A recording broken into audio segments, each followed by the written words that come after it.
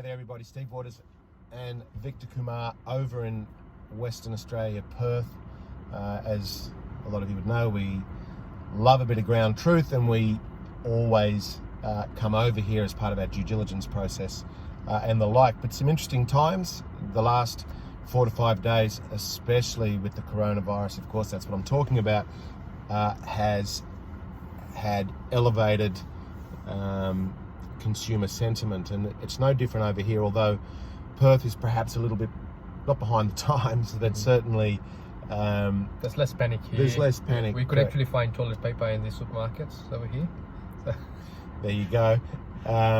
We had a dozen or so inspections, as an example, lined up yesterday, of which 90% cancelled because whether it be the owner, occupier, or the tenant was a little concerned, especially about us East Coasters coming over. Nonetheless, we thought, because of all the media and it is changing by the minute, that this would be a good time to potentially talk about how we see the markets reacting in times of psychological crisis. Because Vic, for me, this is as much a medical pandemic as it is a psychological pandemic. Absolutely it is. Absolutely it is. Yeah. And people are having that herd mentality scenario. Now, we don't want to come across as, well, you guys are the property guys and you're giving us your opinion. However, we are the property guys giving you our opinion, because this isn't something new that we've experienced, be it all that it's been elevated and the trigger points have been different. And I'm really talking about the GFC is the most recent crisis that we've faced. And we invested through that, just as we will invest through this. But I believe the outcomes will be different. The trigger points are certainly and obviously different. And I believe the fall and the recovery will also be magnificently different. Yeah, it'll be pretty much a V-shaped recovery in the sense that when everything closes down, then there needs to be obviously that inertia to re-establish everything and get it back up. Obviously, there would be jobs lost.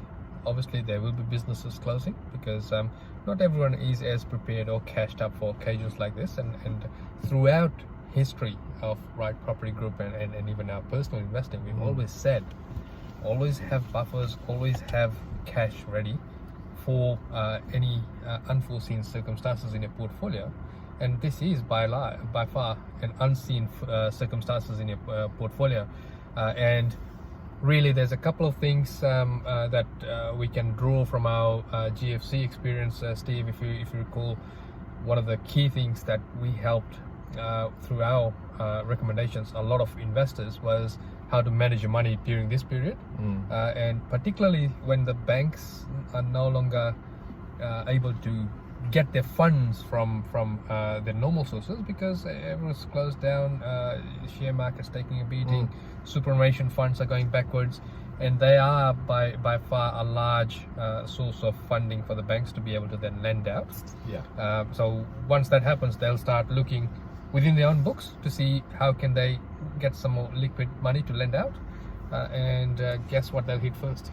Exactly. And so, as Vic mentioned, for many moons now, we have always emphasized that liquidity equals security, liquidity equals opportunity, and this is one of those pinch points in time. Once again, we are not for 1 minute downgrading the severity of the virus and its repercussions throughout not just the Australian community but also potentially the world. But we also recognize the fact that this is unprecedented times. We have stimulus packages throughout the world that we have never seen before.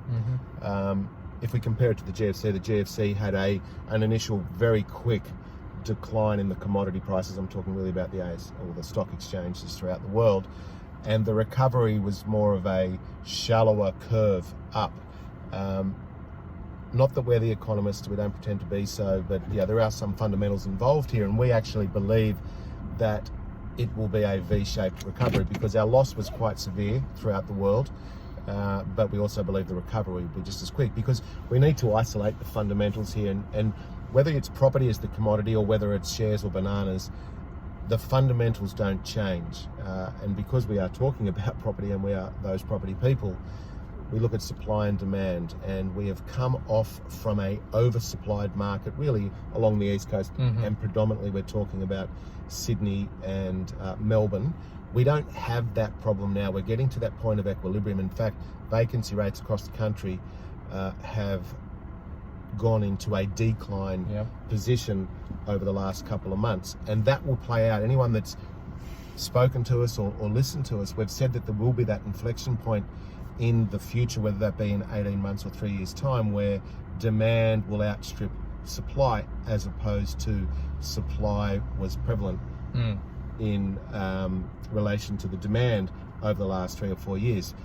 This is a different set of circumstances. We don't have, this commodity doesn't have a supply and demand, I won't say issue, but it's not, the relevance isn't what is causing this psychological issues that we are facing right now. This is, the fundamentals are still there. The question though, the $1 million question is, well, how long will this last? And I truly believe nobody knows. No one knows that answer.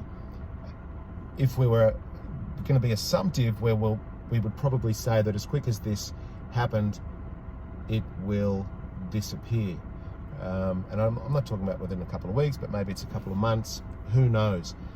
But if we once again overlay the fundamentals, the Australian housing industry is actually in a pretty good place. We have the cheapest money that we've ever seen, and potentially going to get cheaper. We'll get an out of rate or out of sequence rate cut next week, potentially.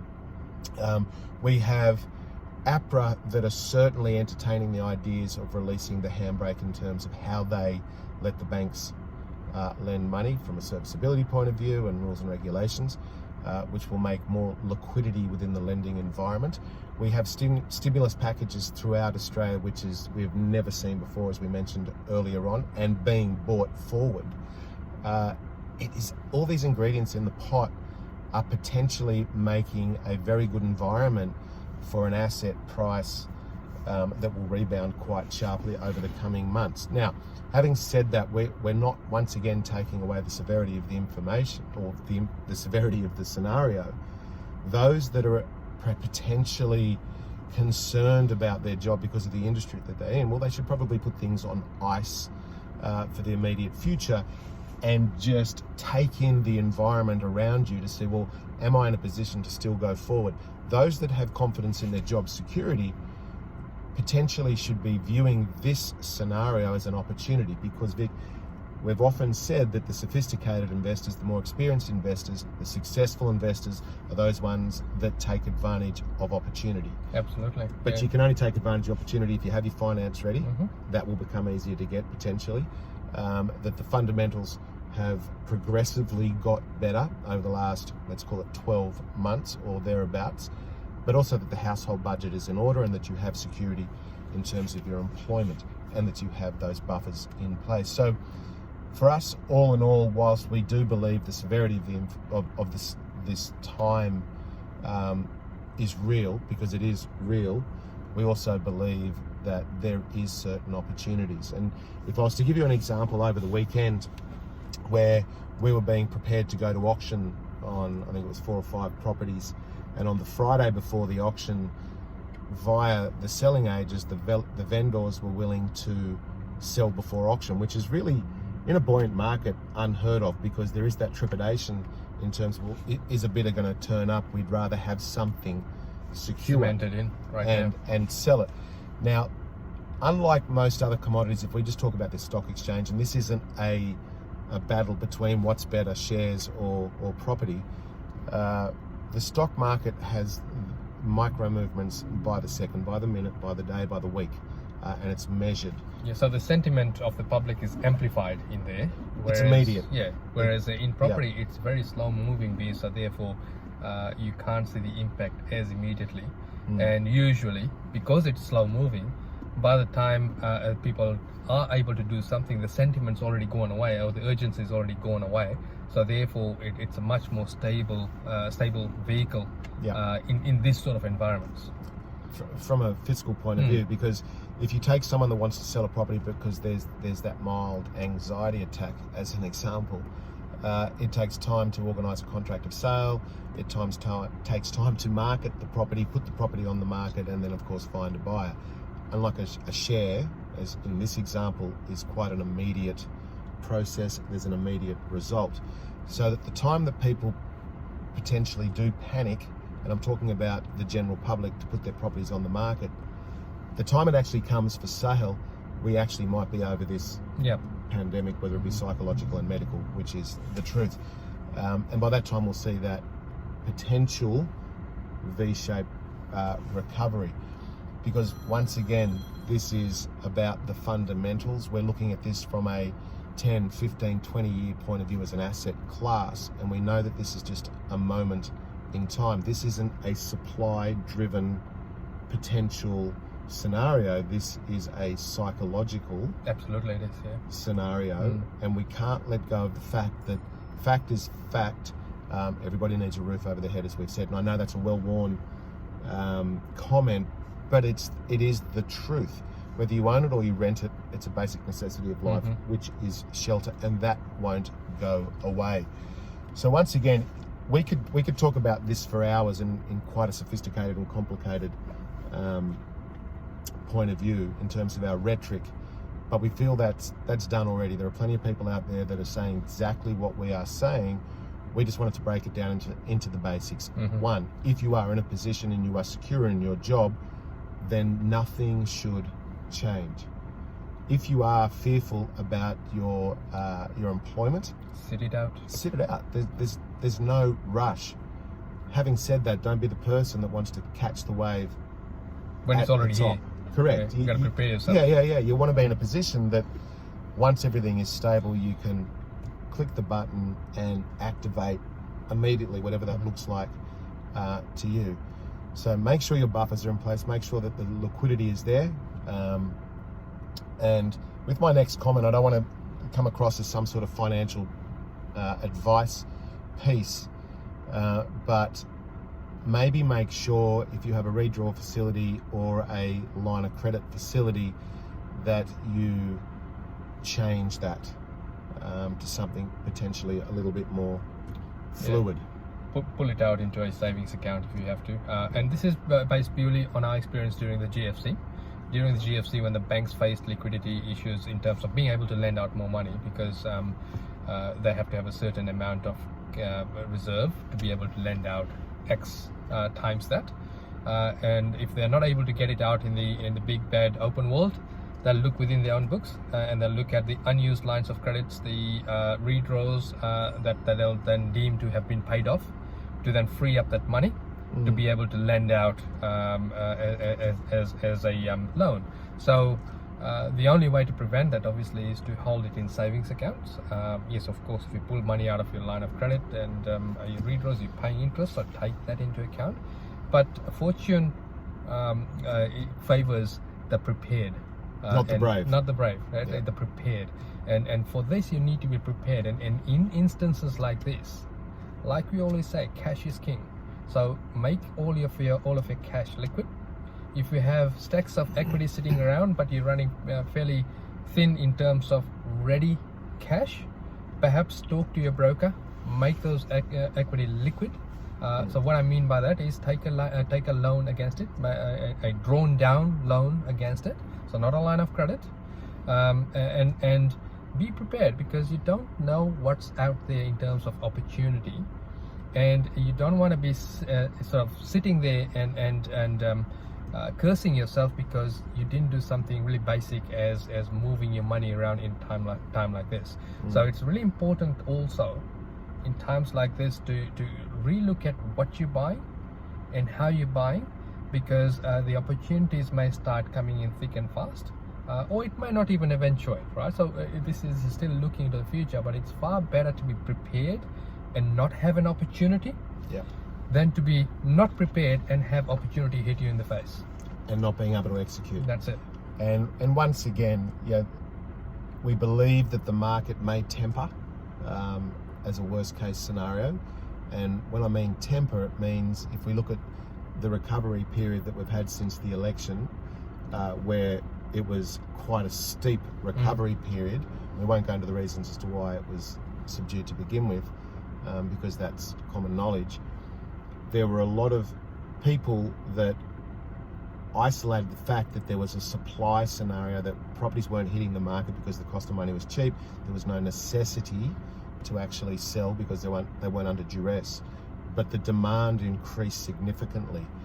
Now we may have a tempered market where we believe it will get back to normality, let's call it, because as investors, as much as we love growth because that equals wealth, we don't want spikes, because what goes up quickly must then come down and go sideways to get back to its averages. So if, as an example, there are 10, 20, or let's call it 20 people on a property, number 1 Smith Street in wherever, and because of their potential fear or unsophisticated view, out of that 20 people, 10 drop off, well, there's still 10 people that want that property, which then makes it a more equal playing field, rather than we're having to rush in terms of what we need, what we want, and it doesn't become a price scenario, it becomes a terms and condition negotiation, cash offers and the like. So we don't believe the market will crash. Yes, there will be some level of correction in some areas. In some areas, yeah, correct. It's not going to be a across the plane sort of thing. No, and once again, if we compare this to a supply-demand scenario and the lack of availability of money yesteryear, that's why we had that steady decline.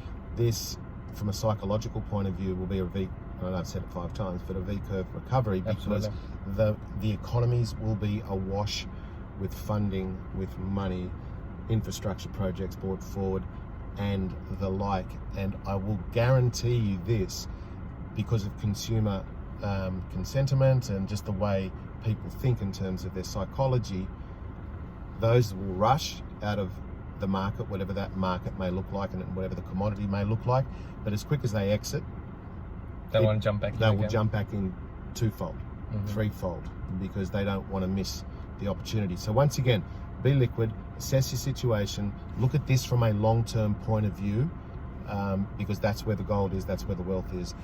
Keep the cash flow tight, which should be pretty easy considering the cost of money. So it really comes down to an employment piece, as we mentioned before. And don't panic, and don't be like everybody else. Just because everybody else is doing something, don't do the same. Just look at the fundamentals, be real, keep within your lane, keep focused, and keep positive, because at the end of the day, this will pass as quick as it has come. So any questions, feel free to reach out. You can either comment below, we'll get back to them, we'll answer them, reach out, ring us.